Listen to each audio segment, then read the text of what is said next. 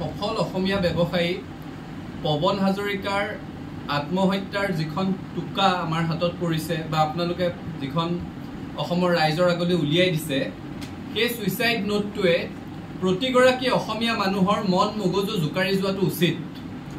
কি ধৰণেৰে এগৰাকী সফল অসমীয়া উদ্যোগীক অসমীয়া বিদ্বেষী এটা চক্ৰই অহৰহ মানসিক নিৰ্যাতন চলাই মৃত্যুৰ মুখলৈ ঠেলি দিছে সেই কথাৰ উপলব্ধি সমগ্ৰ অসমৰ ৰাইজে কৰা উচিত আৰু অসমৰ নতুন প্ৰজন্মই তাৰ পৰা শিক্ষা লোৱা উচিত। আচলতে আমাৰ মূল শত্ৰু কোনবোৰ চিনি পাব লাগিব।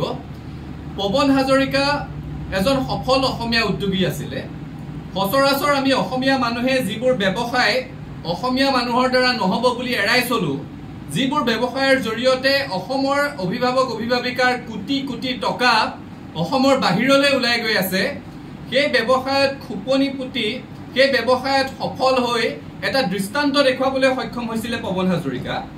কিন্তু তেনে এগৰাকী ব্যক্তি তিনিজন অসমীয়া বিদ্বেষী ব্যক্তিৰ কবলত পৰি অহৰহ মানসিক অত্যাচাৰৰ বলি হ'ল, তেওঁক মানসিক নিৰ্যাতন চলোৱা হ'ল আৰু শেষত এটা সুইসাইড নোট লিখি তেওঁ এই ইহ সংসাৰ এৰি যাবলগীয়া হ'ল। এই ঘটনাটোক ব্যৱসায়িক হতাশাগ্ৰস্ততাৰ কাৰণে কৰা আত্মহত্যা বুলি আমি সহজভাৱে ল'ব পৰা নাই।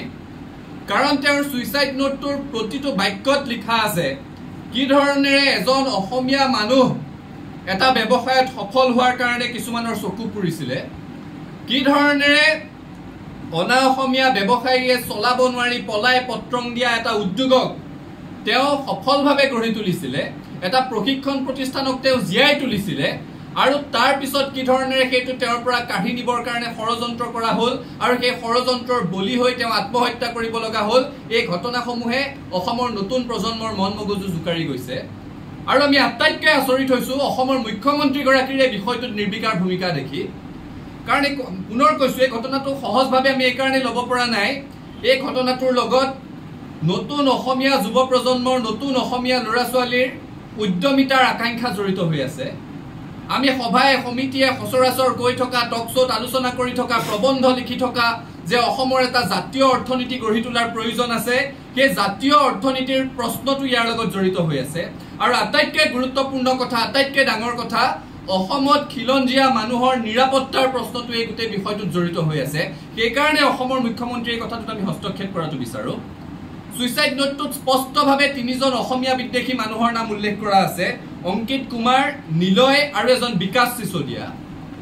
এই তিনিজনৰে অংকিত কুমাৰ বোলাজনক ইতিমধ্যে আটক কৰিছে, সোধপোছ কৰি আছে, কিন্তু বাকী দুগৰাকীক এতিয়ালৈকে অসম আৰক্ষীয়ে কিয় আটক কৰিবলৈ সক্ষম হোৱা নাই সেই কথাটোত আমাৰ প্ৰশ্ন আছে। ভাৰতবৰ্ষৰ কোনোবা এটা প্ৰান্তত কোনোবাই যদি ইউটিউবত এটা কিবা অশ্ৰাব্য কথা কয়, অসমৰ পৰা পুলিচ গৈ ধৰি লৈ আহেগৈ। ভাৰতবৰ্ষৰ যিকোনো এটা প্ৰান্তত যদি কোনোবাই কাৰোবাক সমালোচনা কৰে, মুখ্যমন্ত্ৰীগৰাকীয়ে অসমত গোচৰ ৰুজু কৰে, ভাৰতবৰ্ষত গৈ যিকোনো স্থানত অসমৰ স্মাৰ্ট আৰক্ষীয়ে উঠাই লৈ আহেগৈ। কিন্তু তেনেস্থলত এজন অসমীয়া ল'ৰাক মানসিক অত্যাচাৰ কৰি কৰি মৃত্যুৰ মুখলৈ ঠেলি দিয়া এই বিকাশ চিচোদিয়াই নিলয় বোলাজনক অসম আৰক্ষীয়ে কিয় গ্ৰেপ্তাৰ কৰিব পৰা নাই? গ্ৰেপ্তাৰ কৰিব পৰা নাই নে সদিচ্ছাৰ অভাৱ আছে? এই প্ৰশ্নৰ উত্তৰ লাগিব। কাৰণ এই বিকাশ চিচোদিয়া বোলা ব্যক্তিগৰাকীৰ সম্পৰ্কত নানান তথ্য এতিয়া প্ৰকাশ হ'বলৈ আৰম্ভ কৰিছে। অসমীয়া বিদ্বেষী মন্তব্য কৰি আছে বুলি বহুজনে কোৱাকুই কৰিবলৈ আৰম্ভ কৰিছে যে তেখেতে অসমীয়া মানুহ ভাল নাপায় বৰ এটা। কিহৰ কাৰণে এতিয়ালৈকে আটক কৰা নাই? সোধপোছৰ কাৰণেও কিহৰ কাৰণে ধৰা নাই? এই কাঠফুলাৰ দৰে অসমৰ সৰ্বত্ৰে গঢ়ি তোলা কোচিং ইনষ্টিটিউটসমূহত অসমৰ ল'ৰা ছোৱালীৰ মাক দেউতাকে নিজৰ জেপৰ ধন ভাঙি লাখ লাখ টকা অসমৰ বাহিৰলৈ পঠিয়াই আছে। চৰকাৰে এই বিষয়সমূহত কিন্তু অলপ গুৰুত্ব সহকাৰে বিবেচনা কৰা উচিত। আচলতে কিবা নীতি নিয়মৰ প্ৰয়োজন আছে নাই এই প্ৰশিক্ষণ প্ৰতিষ্ঠানসমূহ স্থাপন কৰিবলৈ? তাত ফায়াৰ মেনেজমেণ্টৰ ব্যৱস্থা আছে নাই? ডিজাষ্টাৰ ৰেছপন্স প্ৰিপেয়াৰ্ডনেছ তাত কেনেকুৱা ধৰণৰ হয়? নীতি নিয়মবোৰ প্ৰকৃততে তেওঁলোকে অনুসৰণ কৰি স্থাপন কৰিছে নাই? এই বিষয়সমূহৰো তদন্ত হ'ব লাগে। আমি দিল্লীত দেখিছোঁ প্ৰশিক্ষণ প্ৰতিষ্ঠানৰ বেছমেণ্টত লাইব্ৰেৰী আছিলে, কৃত্ৰিম বানত পানী সোমাল আৰু তাত মৃত্যুবৰণ কৰিবলগীয়া হৈছে ছাত্ৰ ছাত্ৰীয়ে।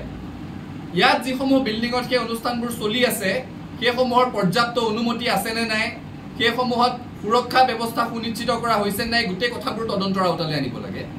আৰু বিকাশ চিচোদিয়া আৰু নিলয় নামৰ এই দুগৰাকী ব্যক্তি ভাৰতবৰ্ষৰ যি প্ৰান্ততে পলাই নাথাকক কিয় তেওঁলোকক গ্ৰেপ্তাৰ কৰিব লাগে, সোধপোছ কৰিব লাগে আৰু পৱন হাজৰিকাক ন্যায় দিব লাগে।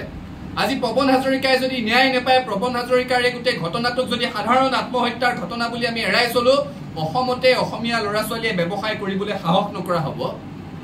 আমি বাহিৰৰ পৰা বিনিয়োগ মাতি আছো, এডভান্টেজ আছামৰ কথা কৈ আছো, কিন্তু ইয়াৰ পৰিৱেশ তন্ত্ৰটো যদি ডিসএডভান্টেজিয়াছ ফৰ আছামিজ হৈ থাকে, তেতিয়াহ'লে ইয়াত এডভান্টেজ আছামৰ কথা কৈ লাভ নাই। সেইকাৰণে মুখ্যমন্ত্ৰীগৰাকীৰ নিৰ্বিকাৰ ভূমিকাক আমি গৰিহণা দিছো, মুখ্যমন্ত্ৰীগৰাকীৰ হস্তক্ষেপ বিচাৰিছো, আৰু এই গোটেই বিষয়টোক এটা বিক্ষিপ্ত ঘটনা হিচাপে নলৈ, সাধাৰণ ঘটনা হিচাপে নলৈ, যি 3গৰাকী ব্যক্তিৰ নাম সুইচাইড নোটত উল্লেখ আছে, সেই 3গৰাকীকে কৰায়ত্ব কৰি সোধ-পোছ কৰি পৱন হাজৰিকাক ন্যায় দিব লাগে, আৰু উদ্যমিতাৰ জৰিয়তে নিজৰ ভৰিত নিজে থিয় হ'বলৈ সপোন দেখা অসমৰ নতুন প্ৰজন্মটোক সেই সপোনত হেঙাৰ যাতে কোনেও সৃষ্টি কৰিব নোৱাৰে তাৰ ব্যৱস্থা কৰিবলৈ চৰকাৰক